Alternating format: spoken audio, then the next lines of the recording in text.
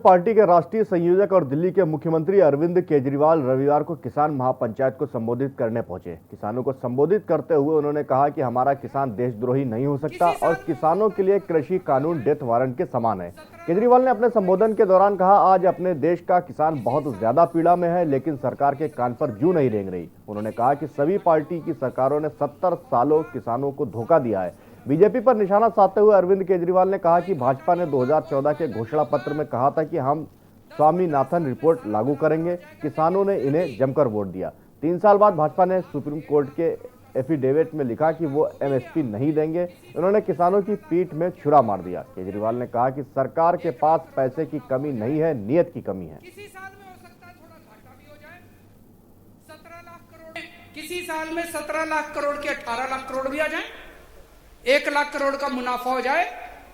किसी साल में हो सकता है थोड़ा घाटा भी हो जाए, 17 लाख करोड़ रुपए के 16 लाख करोड़ आ जाए। किसी साल में 17 लाख करोड़ के 20 लाख करोड़ भी आ जाए। किसी साल में घाटा होगा, किसी साल में मुनाफा होगा। सारा 10-15 साल में बराबर हो जाएगा। कोई घाटा नहीं होगा, कोई फायदा नहीं होगा।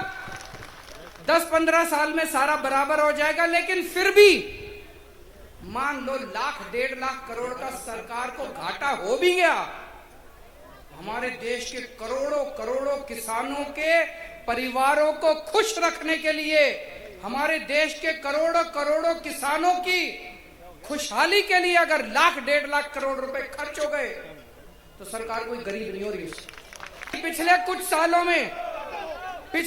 सालों में केंद्र सरकार ने अपने पूंजीपति साथियों के 8 लाख करोड़ रुपए का ऋण माफ कर दिया, लोन माफ कर दिया 8 लाख करोड़ का।